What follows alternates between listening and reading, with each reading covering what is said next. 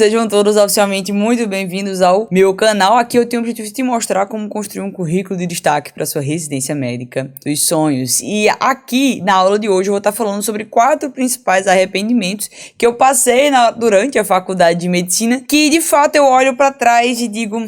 não faria novamente, eu não construiria o meu currículo desta forma. Então aqui eu vou trazer 4 principais tópicos para vocês avaliarem, caso vocês estejam fazendo, caso vocês estejam no dia a dia da faculdade de medicina de vocês aí. E aí vocês podem, junto comigo, avaliar se realmente vale a pena, se não vale a pena. Aqui dentro dessa aula eu vou tentar trazer algumas visões. Eu vou tentar trazer a minha visão, então eu vou trazer experiências pessoais e trazer a minha visão frente a essas experiências pessoais que eu vivi. E também eu vou fazer um paralelo com o currículo para residência médica, que é o grande foco de vocês aqui no meu canal, de saber se liga realmente pontua ou não pontua, se vale a pena participar de projetos em outras universidades. Então a gente vai discutir sobre isso. Eu me chamo Clara Aragão, sou especialista na construção de currículo para residência, e aqui nesse canal, como eu já falei, eu tenho o objetivo de te mostrar como construir um currículo de destaque para sua residência. Então, pessoal, qual foi a primeira atividade que eu de fato me arrependo de ter participado durante o meu curso de medicina? Claramente, você pode ver, eu participei de muitas coisas dentro da faculdade de medicina, muitas coisas mesmo, até mais do que eu com certeza deveria ter participado, porque se tem uma coisa que você vai entender depois que você começa a estudar sobre como construir um currículo de destaque para residência médica, é que não é sobre quantas coisas a mais você faz no seu currículo, mas sobre as coisas que de fato vão estar te agariando pontos, porque existem atividades dentro da faculdade de medicina que você fica super sobrecarregado, que você fica super lotado, que no final das contas, quando você vai para análise curricular, ela não te converte em pontos. Ela não te converte em aprovação. São pontuações que não fazem diferença entre você ser aprovado ou não ser aprovado. E isso é algo que realmente pesa muito, mas pra caramba, na hora do vamos ver. Isso é o que difere mulheres de meninas e homens de meninos. Por quê? Na faculdade de medicina não é sobre você fazer muitas coisas, sim sobre você fazer as coisas certas. E eu, quando fui para a faculdade de medicina, eu queria muito ter a oportunidade de fazer um estágio em São Paulo. E o que aconteceu foi que eu tive essa oportunidade, durante o meu 4º período, de estagiar num serviço para São Paulo. Só que o que acontece? Eu não fui aceita. Por quê? Porque precisava de currículo para esse ponto. Então, eu tinha muita coisa, mas eu tinha pouca coisa que me dava aquela vaga. E eu perdi a vaga, certo? Isso realmente me chocou. E como a minha universidade, na época, ela não tinha tantos projetos, ela não tinha tantas oportunidades, eu comecei a buscar coisas por fora. Até porque se eu fosse depender somente dela, eu não iria conseguir. Então eu comecei a buscar várias oportunidades por fora, eu comecei a buscar várias instituições por fora, busquei a Universidade Federal, busquei alguns outros hospitais e participei de vários projetos existentes neles. Só que o que acontece? Um grande arrependimento meu foi que eu despendi tempo estudando para prova, eu despendi tempo estudando para entrevistas, me preparando. Então eu lembro claramente que tinha um projeto sobre febre reumática, que eu fiquei 3 semanas estudando para o projeto, fiz um mini curso para passar no projeto e no final das contas, quando eu fui participar do projeto, me necessitou energia enorme e no final das contas eu não iria conseguir um certificado emitido pela universidade. Seria só uma declaração da professora informando que eu participei do projeto. E veja, isso teria 0 validade para o currículo. E quando eu olhei para trás, que eu vi que seria algo que estava me consumindo minha energia, que eu tinha dedicado um super esforço para participar, que eu tinha feito uma prova que realmente não tinha sido uma prova fácil, eu passei. Então, me exigiu uma energia enorme. E aí eu me vi que foram 4 meses jogados na lata do lixo, que eu achei que era uma super oportunidade para mim, mas que na realidade isso não me voltou a pontos no currículo. Então teve um momento do projeto que eu larguei. Eu literalmente saí na metade do projeto. Mas por que eu saí na metade do projeto? Eu saí, pessoal, na metade do projeto porque simplesmente eu não via mais futuro e objetivo eu estar participando dele. Eu lembro como se fosse hoje, eu ia sair do projeto, eu notifiquei, eu digo, ó, gente, é o seguinte, eu vou sair. Eu não vou participar da organização desse congresso que vai ter, não vou participar mais das ações que vão organizar de capacitação de febre reumática. E o pessoal se espantou, fez, cara, poxa, por que você vai sair? Eu digo, como é que no final desse trabalho todinho eu vou sair com uma declaração de um professor? Como é que eu vou sair daqui e não vai ter um certificado emitido pela universidade? E, cara, ter um certificado emitido pela universidade é importante? É, pessoal. Toda declaração de atividade que você realize, seja monitoria, seja estágio, ela não deve ser dada por meio de um preceptor, de um professor, de um grupo de pesquisa. Esse certificado, essa declaração, ela deve receber uma validação institucional. E aí é onde muitas pessoas realmente elas pecam. E elas ficam sem pontos no currículo. Por quê? Porque elas não se preocupam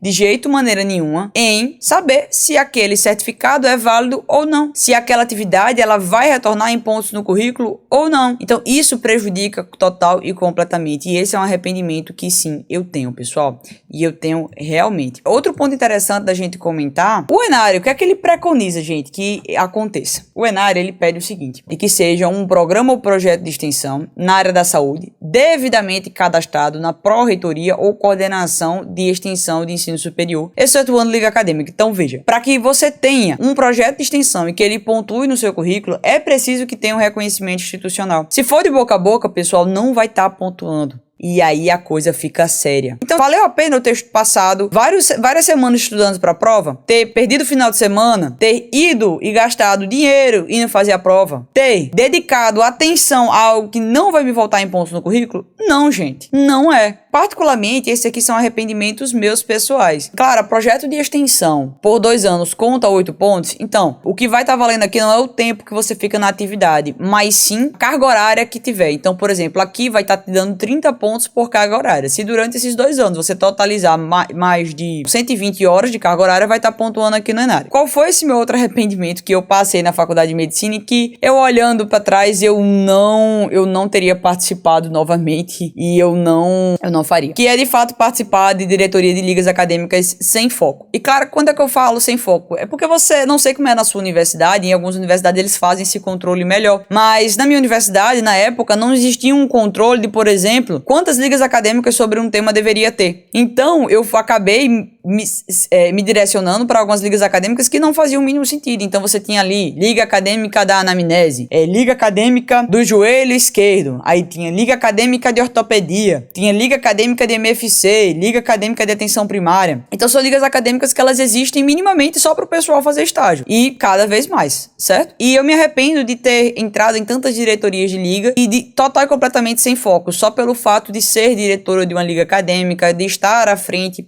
a um programa.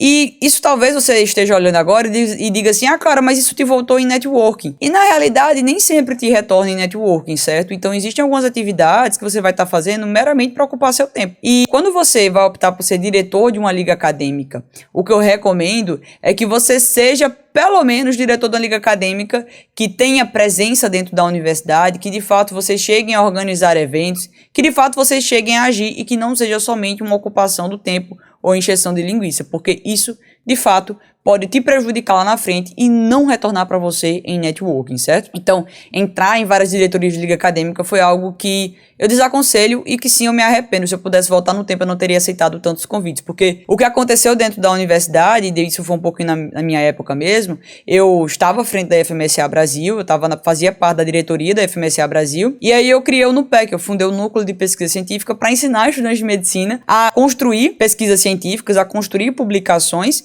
E, de fato, começou a ter dentro do NUPEC as solicitações para eu ensinar sobre currículo para residência. E foi onde começou, assim, a sementinha desse projeto aqui que eu trago para vocês aqui. E nessa época que o pessoal do NUPEC começou a ter resultado, o pessoal começou a publicar, então eu recebi muitos convites para ser diretora científica de várias ligas acadêmicas. E tiveram algumas ligas acadêmicas que eu acabei topando. Então teve Liga Acadêmica de Urgência e Emergência, Liga Acadêmica do Aparelho Digestivo, Liga Acadêmica de Neurociências. Então tinham coisas que eu nem mais tinha afinidade, que eu era convidada. E teve um momento que eu disse assim, não faz sentido mais eu estar participando disso, porque isso tá me dando mais trabalho. Então eu me vi em uma situação super sobrecarregada, em que aquilo não me retornava mais em pontos no meu currículo e que aquilo não tinha mais vantagem dentro da faculdade de medicina, eu só estava literalmente ocupando o meu tempo. Mas aí eu sei que vai surgir a pergunta e eu já preparei o slide aqui pra você, porque eu sei que vai ter essa pergunta aqui pra vocês. Clara, diretoria de liga acadêmica pontua no currículo? E o fato é que sim, em alguns editais de residência médica, esse cargo de diretoria, ele vai pontuar no currículo, certo? Só que se você for observar aqui, é uma pontuação muito baixa. Não existe tanta diferença entre você ser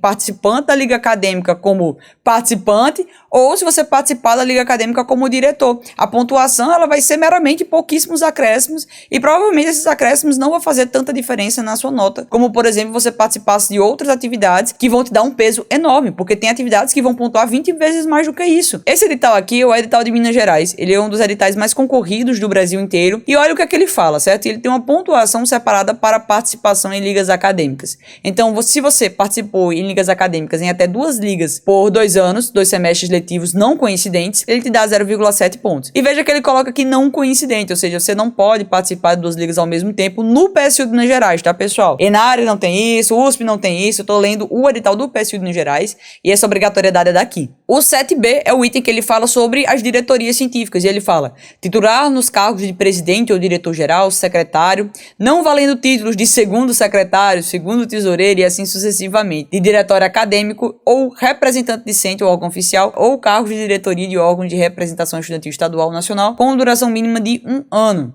Certo? Então, pessoal, vê que se você é diretor participando de liga acadêmica, não faz diferença. Agora, quando é que eu vou estar pontuando diretoria científica? Quando é que vai estar pontuando você ser um diretor? Então, se você fizer participando de um diretório acadêmico, ou de um órgão oficial de ensino do curso de medicina, ou de algum outro órgão estudantil estadual / nacional, certo? Então, será que realmente vale a pena você estar participando como diretor de uma liga acadêmica? Isso é algo que você tem que parar para pensar e avaliar. Outro ponto também, e se tiver alguma colega minha da faculdade vai rir agora, é que eu me arrependo de ter sido líder de grupo e ter tido o desejo de um dia ter sido líder de sala. E, Clara, por que você se arrepende desta função? Porque simplesmente é uma função em que você é culpado de tudo e que meio que os professores acham que você é secretário dele e que você, se der errado, a culpa é sua. E a turma não mede esforços para lhe julgar com relação a isso. Eu não cheguei a ficar à frente da sala, mas eu cheguei a ficar à frente do meu grupo, e aí se eu não lia alguma mensagem, se eu esquecia por algum momento de olhar o grupo, ou de responder alguma coisa, ou de colocar o nome no grupo em uma planilha, então acabava que todo mundo se prejudicava e que consequentemente era uma responsabilidade que gerava muitos problemas, porque as aulas elas eram desmarcadas com frequência, e aí você tinha que ver a sua agenda e ver com a agenda do professor como é que era esta dinâmica. Então, assim, vale a pena ser líder de sala? Particularmente, isso é uma opinião total pessoal minha, eu acho que não, certo? Não vale a pena, até porque você fica preso a você estar sempre com essa responsabilidade, e uma responsabilidade que você já tem de ser estudante de medicina. Então, é uma atividade que vai te retornar pouquíssimos pontos no currículo. Então, se a gente for ver aqui, por exemplo, no Enare, ele tem essa pontuação. Para cada ano de atividade que você fica como representante estudantil em um órgão colegiado, ele vai estar pontuando 1 ponto por ano de atividade. Claro, se líder de sala pontua no currículo, sim, pontua. Agora, o que eu quero te colocar é se realmente você tá pensando naquilo que você vai aproveitar mais da faculdade de medicina. E eu sempre quero colocar, pessoal, isso na mão de vocês aqui. Isso é um ponto que vale a pena a gente discutir, certo? Será que realmente vale a pena você dedicar tanto esforço a uma atividade que vai te voltar tão pouco? Será que o networking vai compensar o tempo que você está perdendo, que você poderia estar dedicando a estudar, que você poderia estar dedicando a ter pontos realmente no currículo para residência médica? É um ponto de discussão muito grande. Sempre que eu coloco nos stories, aparece o pessoal, Clara, compensa, não compensa. E essa é uma opinião minha. Eu sei que a minha opinião, ela tem influência na opinião de vocês, mas eu particularmente eu acho que essa é uma atividade que você tem que ter dom para lidar com pessoas e muita paciência para lidar com possíveis problemas que com certeza vão surgir e com demandas que não deveriam ser suas, mas que você também vai ter que resolver. Durante o meu curso de medicina, a líder de sala, ela teve burnout. Então, assim, compensou pra ela ser líder de sala? Não. A outra que assumiu, saiu. Então, assim, não tem que realmente colocar muito na balança. O líder, ele se arrepende justamente da alta demanda de problemas que se tem pra resolver. Outra atividade, pessoal, que eu separei aqui pra vocês, são um tipo de liga acadêmica que eu não recomendo e que isso é uma experiência que eu tive após conversar com alguns colegas. Então, o que é que aconteceu?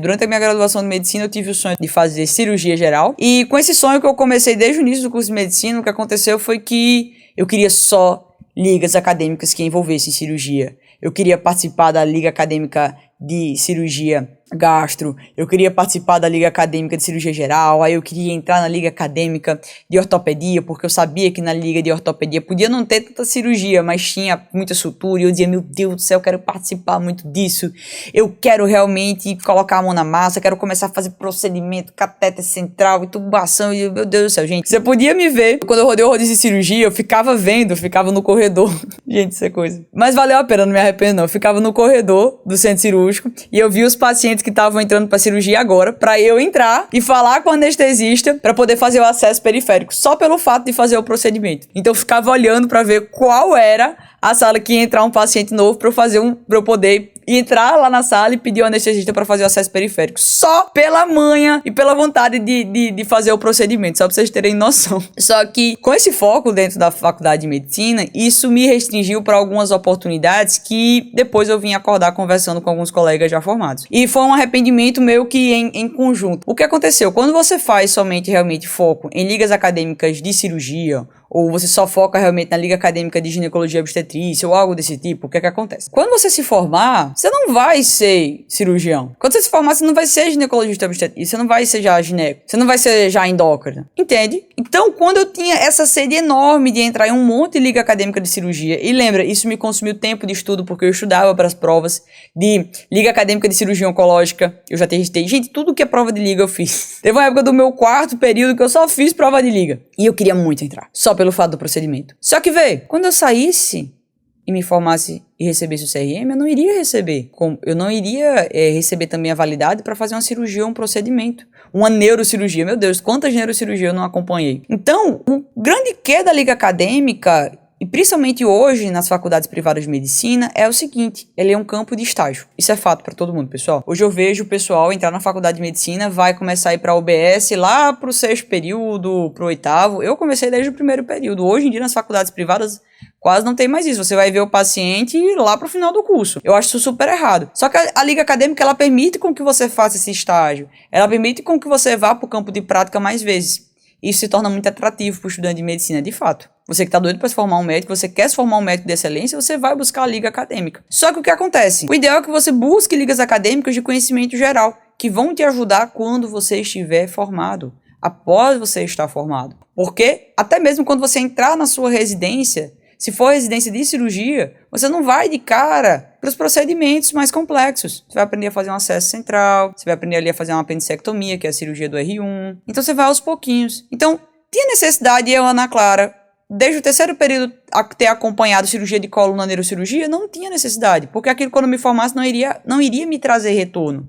Tá entendendo? Então, o que se eu pudesse voltar no passado eu faria? Eu não teria participado de tantas ligas acadêmicas específicas, porque isso teria me voltado em experiências para trabalhar como médica. Eu participei da liga acadêmica de urgência e emergência. Isso me trouxe grandes retornos, porque lá na UPA eu entubava, fazia acesso, tinha a visão do paciente crítico, eu podia ficar na porta, na sala verde e atender demandas básicas, ou então eu poderia ir para a sala amarela e atender os pacientes que estavam internados. Tudo as capacidades de um médico generalista. Porque o que acontece hoje em dia é que você já se forma especializado. A galera entra na faculdade de medicina e já quer se especializar. Ah, não, eu vou fazer só psiquiatria. Aí faz liga acadêmica de psiquiatria, só vai pra prática de psiquiatria, só faz coisas de saúde mental, só se envolve em projetos de saúde mental e esquece de outras áreas. E isso é errado, pessoal. Ah, não, mas eu não gosto. Tudo bem, tu não gosta, mas vai chegar uma vez, vai ter um paciente, vai chegar uma gestante, vai chegar uma criança e vai ter que saber atender. Ponto final. É igual o fato de você ter que encarar que um dia você vai ter que fazer um parto. Você vai ter que fazer um parto um dia. Ah, não, cara, mas eu vou me formar, eu vou atender só na UBS ou eu vou fazer clínica médica. Tenha 100% de certeza, chega parto na UBS. Essa semana chegou um trabalho de parto. Por incrível que pareça, chega. Parece que é um chão. Por incrível que pareça, chega. Então, se preocupe dentro da faculdade de medicina você se formar com as habilidades de um médico generalista e não já especialista. E, inclusive, eu trago aqui, caso tenha algum diretor de liga acadêmica, a própria ABLAN, que é a Associação Brasileira de Ligas Acadêmicas em Medicina, ela fala justamente sobre isso. Que ela desencoraja que o estudante de medicina, ele use a liga acadêmica como uma especialização precoce. A ABLAN, Associação Brasileira de Ligas Acadêmicas de Medicina, nas diretrizes nacionais de ligas acadêmicas de medicina, ela aborda justamente isso, pessoal. Que ela desencoraja você entrar na liga acadêmica visando a especialização precoce. Porque você tem que se formar um médico generalista. Ah, cara, mas eu vou de cara pra residência. Tudo bem, mas quando você chegar na residência, você vai precisar das competências de um médico generalista. Cara, eu vou fazer residência de oftalmo. Perfeito, vai chegar lá na sua residência de oftalmo, um caso clínico, você vai precisar se lembrar dessa faculdade de medicina. Cara, eu vou fazer clínica médica. Do mesmo jeito, gente, não tem como fugir. Não tem como fugir. O importante é você fazer estágios que te formem como médico. E esse é um fato. E sabe outro fato também? As ligas acadêmicas, justamente por ter esse campo e essa visão, elas, pessoal, solicitam o quê? Currículo. Currículo para você ser aprovado e você entrar. Então, claro, eu tô no primeiro período. Eu devo começar a construir o meu currículo? Definitivamente sim. Você vai estar se preparando para o futuro. Para o estágio que você quiser entrar, para a liga acadêmica que você quiser entrar, para a residência médica que você quiser entrar. Eu tenho uma aluna minha, o nome dela é Isabela Barbosa. Ela faz faculdade de medicina em São Paulo e ela estava me contando, aqui mesmo, eu fiz uma entrevista, essa semana eu entrevistei um monte de alunos meus, e ela me contou assim, Clara, a minha maior frustração foi que eu passei na liga acadêmica, eu estudei super para a prova, passei um mês inteiro estudando para a prova, passei na prova e fui para a entrevista. Quando eu cheguei na entrevista, eu fui reprovada. Por quê? Por causa do meu currículo. Então, se você está no primeiro período da faculdade de medicina, você tem a excelente oportunidade de começar a fazer as coisas do jeito certo e preparar o seu currículo do jeito certo. Então, cuidado, pessoal, com essa especialização precoce. Será que compensa? Provavelmente não. E o que é que eu fiz depois que eu me toquei com isso? Eu lembro do dia que eu tive essa conversa com o pessoal. Foi com a Júlia, eu tava acompanhando um plantão de uma liga acadêmica no hospital de Pirangi, que é o hospital da praia aqui de Natal. E tava todo mundo lá no Estado Médico conversando sobre especialidade médica, sobre formação. E a Júlia me deu justamente esse insight, que hoje ela se arrependia. Porque ela estava formada e tudo mais, e não tinha se preocupado durante o curso de medicina em fazer ligas acadêmicas de outras áreas. Eu fiz, poxa, isso é verdade. E isso abriu meus olhos para outras possibilidades da formação como médico. Então esse é um ponto interessante de estar comentando com vocês aqui, gente. Outro ponto que eu me arrependo realmente de ter investido foi este daqui, que é sobre projetos externos sem certificação. Então, como eu falei de você, eu comecei a buscar muitas oportunidades por fora da minha faculdade, e de fato eu não teria o currículo que eu tenho hoje se não fosse essa minha ação de buscar oportunidades por fora, mas também eu me meti em muitas ciladas. E assim, tem coisas que você tem que avaliar antes de fazer. E sempre que você entra em um novo projeto, você tem que questionar como é que vai ser a emissão deste certificado. Então, por exemplo, se eu for fazer uma iniciação científica, eu posso fazer uma iniciação científica por fora da minha faculdade? Sim, você pode. O ENARE, ele abre essa oportunidade para você. Então, veja aqui, o ENARE, nós temos 7 pontos por ano de atividade. Eu vou ver a atividade de pesquisa nas modalidades de Programa Institucional de Bolsas de Iniciação Científica, de Programa de Bolsas de Iniciação à Docência e o PIBIT, que é o Desenvolvimento Tecnológico e de Inovação. O que acontece aqui, pessoal? No ENARE, você pode fazer oportunidades fora. Pode, você não precisa ficar dependente da sua universidade. Só que existem programas e projetos que não vão dar certificado porque você não consegue ser inserido no sistema da faculdade. Então, eu já perdi a oportunidade de receber certificado simplesmente pelo fato de, o sistema da universidade, claro, por você não ser aluno desta universidade, não vai te aceitar. E aí, mais uma vez, eu fiquei à espera do quê, pessoal? Eu fiquei à espera de uma declaração de um professor que não pontua na residência. Olha o que é que ele pede aqui. Olha aqui a declaração do ENARE. Ele pede que seja um certificado ou declaração assinado pelo representante da instituição de ensino superior. Se você mandar uma declaração assinada pelo seu preceptor, não vai ser aceito. Esse é um ponto que você precisa de atenção. Cara, minha faculdade de medicina é particular. Eu preciso só fazer iniciação científica nela? Não. Você não fica refém só da tua universidade. Busca oportunidades fora. Você é independente. Certo? Cara, que oportunidades fora. Existem hospitais, pessoal, que recebem você. Então, Hospital Dedó, ele abre bolsas de iniciação científica para você participar. Os institutos de ensino e pesquisa, eles abrem oportunidades para você fazer iniciação científica por fora. Então, você pode buscar hospitais e institutos por fora, e você pode até mesmo criar o teu projeto de iniciação científica ou reformular projetos já existentes. Por exemplo, esse depoimento aqui é da Ana Beatriz Elisário. Ela faz medicina em Manaus. Certo? E aí, o que é que aconteceu? Ela entrou na iniciação científica e ela reformulou o projeto da iniciação científica. E ela me deu esse depoimento aqui. Foi em julho esse depoimento que ela me deu. Ela mandou uma mensagem. Clara, ano passado eu fiz minha primeira iniciação científica e a comissão faz uma premiação dos melhores projetos e apresentação e ganha uma menção honrosa e outras coisas mais. Daí, ano passado, eu não fiquei nem entre os 30 primeiros dos 65 bolsistas. E acabou de sair o resultado desse ano. E ela ficou em 9º lugar. Ganhou menção honrosa e entrada direta na mesa dos palestrantes do Pan-Amazônico de Oncologia esse ano. E ela mandou o print do PDF com a premiação. Ou seja, você pode fazer como a Ana Beatriz. A Ana Beatriz, ela entrou no PPA, ela aprendeu as estratégias para poder reformular projetos, deixar ele com a maior qualidade. E você pode também criar a sua própria iniciação científica. Claro, como é que eu posso criar minha própria iniciação científica? E eu vou te dar aqui o exemplo da Manuela. A Manuela Páfaro, ela é aluna também do PPA e a faculdade dela é privada. Você pode criar um projeto de pesquisa em união com o seu orientador e vocês podem submeter juntos dentro da sua universidade. Então, você tanto pode buscar projetos por fora, quanto você pode buscar projetos dentro da sua universidade e criar os seus próprios projetos. Então, ela, inclusive, a faculdade dela é privada, certo? Ela criou o projeto de extensão, ela fez o projeto de pesquisa inteiro, e aí hoje, além de crescer o currículo, ela conseguiu ganhar dinheiro com isso. Então, ela vai receber uma bolsa, gente. As bolsas de iniciação científica, elas variam até R$700.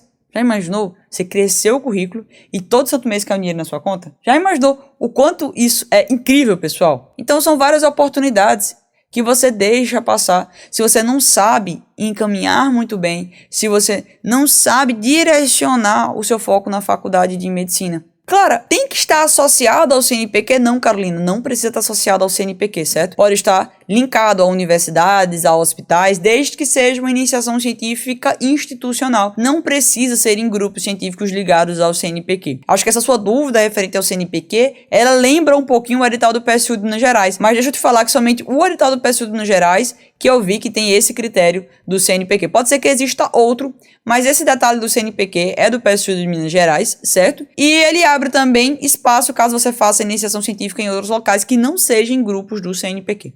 Certo? Um ponto interessante também de você estar fazendo essa verificação é o seguinte: será que o certificado fornecido pelo CNPq de fato foi válido? Será que eles emitiram com todos os outros critérios? Esse é um ponto que você precisa estar com muita atenção. Então, gente, um cheiro enorme pra vocês. Tchauzinho, um abraço pra cada um de vocês, gente.